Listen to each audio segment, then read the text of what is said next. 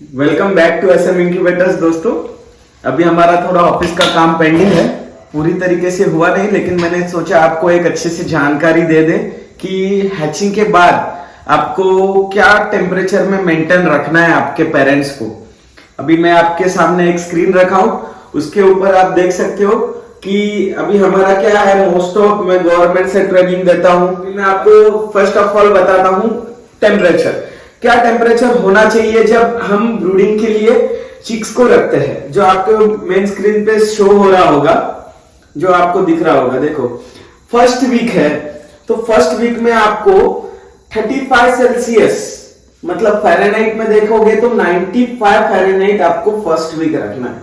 मतलब ये मैं ब्रूडिंग की बात कर रहा हूं दोस्तों। आपको जब हम ब्रूडिंग करते हैं बच्चों के लिए, तो ब्रूडिंग में इतना टेम्परेचर होना जरूरी है।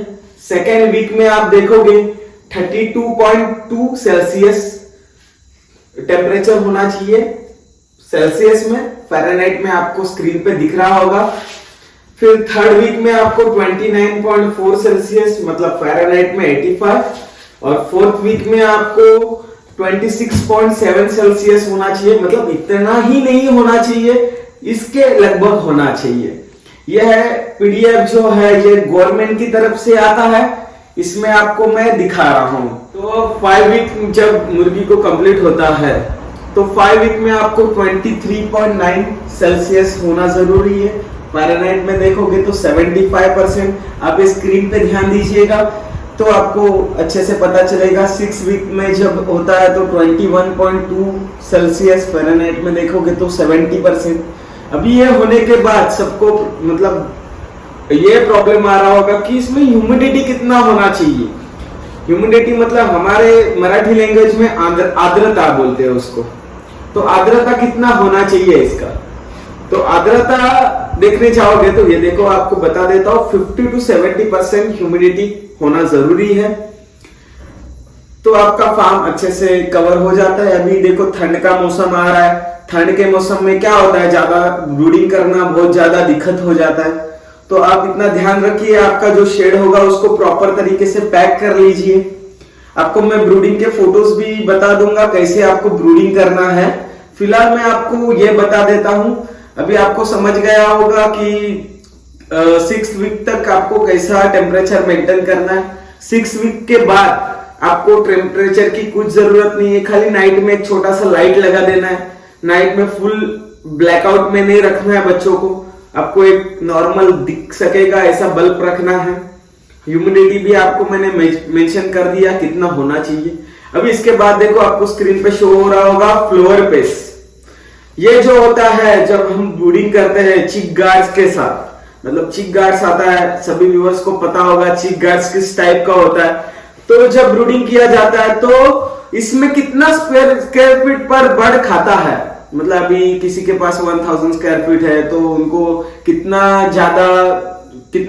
बर्ड्स रख सकते हैं, सबका रिक्वायरमेंट्स होता है। इनको बहुत ज्यादा इंक्वायरी आता है, सर हमारा 1000 स्क्वायर फीट का शेड है, 2000 स्क्वायर फीट का शेड है, तो कितना बर्ड्स रख सकते हैं। तो इसके लिए मैं आपको बताना चाहूंगा पहले दिन से 21 दिन तक कितना स्क्वायर फीट पर बर्ड लगता है। तो अभी 1 to 3 डेज आप देखोगे तो 0.18 स्क्वायर फीट, मतलब ठंड के मौसम में। आप देखोगे तो विंटर के मौसम में 0.18 स्क्वायर फीट विंटर के मौसम में लगता है। समर के मौसम में देखने चाहोगे तो 20 स्क्वायर फीट, 0.20 स्क्वायर फीट लगता है। आप स्क्रीन पे देख लो, इतना मैं मेंशन नहीं कर सकता हूं, बहुत लंबा वीडियो हो जाएगा हमारे लिए। देख लो, ये इस वीडियो स्क्रीन पे शो हो रहा होगा। 4 to 7 डेज में आपको 0.25 स्क्वायर फीट, 8 to 10 डेज में 35 स्क्वायर फीट, उसके बाद में 11 to 14 डेज में 50 स्क्वायर फीट, 15 to 18 डेज में 70 स्क्वायर फीट, 18 to 21 डेज में 0.80 स्क्वायर फीट, 20 डेज में आप इसमें इस चिक गार्ड से आपको लिफ्टिंग करना है। बच्चों को लिफ्टिंग करना है मतलब आपको चिक गार्ड हटा देना है। 21 डेज के बाद आपको ओपन में रखना है सभी बच्चे। उसमें नॉर्मल टेम्परेचर आपको रखना है, एक बल्ब लगा सकते हो। 21 डेज के बाद रात को थोड़ा एक लाइट लगा सकते हो। वो उसके बाद 1 स्क्वायर फीट से 1.2 स्क्वायर फीट वो जगह लेता है।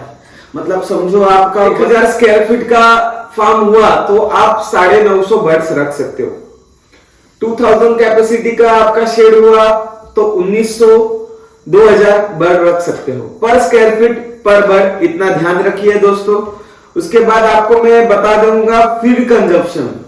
मतलब बॉयलर, अभी मेरे पास जो पीडीएफ है वो बॉयलर के फीड के हिसाब से है और जो गावरन में भी करते हैं वो भी इसी हिसाब से फीड कंज्यूम करता है। अभी आप देख सकते हो स्क्रीन पे। फर्स्ट डे 15 ग्राम, 7 डेज 19 ग्राम।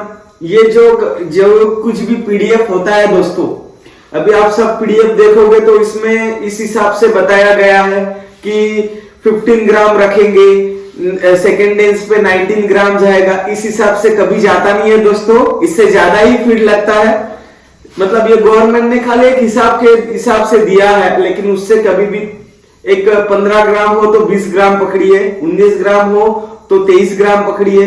ऐसा थोड़ा ज्यादा ही आपका फीड कंज्यूम होगा। उतना मतलब इस हिसाब से चलना बेस्ट नहीं है, लेकिन मैं आपको एक बता दे रहा हूं। तो व्यूअर्स, आपको इस हिसाब से आपने देख लिया कि ब्रूडिंग कैसे करना है। उसके बाद उसको कितना स्क्वायर फीट जगह लगता है पर बर्ड्स।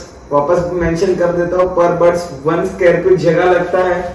उसके बाद आपको फीड कंजम्पशन बता दिया मैंने कि कितना फीड कंजम्पशन होना चाहिए आपके लिए।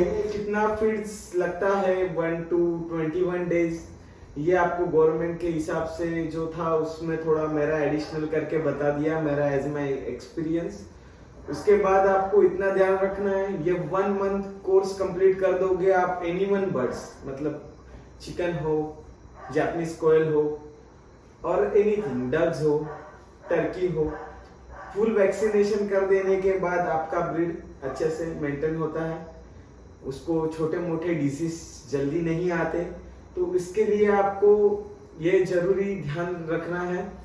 उसके बाद आप देखने जाओगे तो 1 मंथ होने के बाद, मैंने आपको पहले भी वीडियो में बताया था, जब आपको मेल फीमेल समझने आ जाएंगे तो मेल अलग रखिएगा, फीमेल अलग रखिएगा, तो आपका हैचरी में अच्छा हैचिंग परसेंटेज आएगा। आपका पोल्ट्री आपका फार्म में इंक्यूबेटर्स का जो इन्वेस्टमेंट होता है वो ओनली फॉर 20% इन्वेस्टमेंट होता है। 80% आपका इन्वेस्टमेंट आपके पेरेंट्स होते, मतलब मेल फीमेल। आपके फार्म में मुर्गियां ही नहीं हैं तो आप अच्छे से फार्मिंग नहीं कर सकते हो, आपको अच्छे से प्रॉफिट नहीं होगा।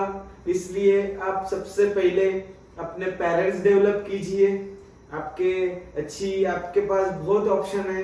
किसी को बॉयलर में जाना है, किसी में को गावरन में जाना है, कावेरी, डीपी, बहुत सारी ब्रीड है अवेलेबल मार्केट में। तो आपके यहाँ पे जो ब्रीड अच्छा चलता हो वो ब्रीड आप ले लीजिए। और वो रखने के बाद जब आपके फार्म में एग्स देना शुरुआत कर जाए, मतलब आपके फार्म में एग्स आना शुरू हो जाए, तो आप ट्राई कीजिएगा इंक्यूबेटर्स का, तब आपको बहुत अच्छा फायदा होगा। मैं एक मार्केटिंग स्ट्रेटजी के लिए नहीं कर रहा हूँ ये वीडियो।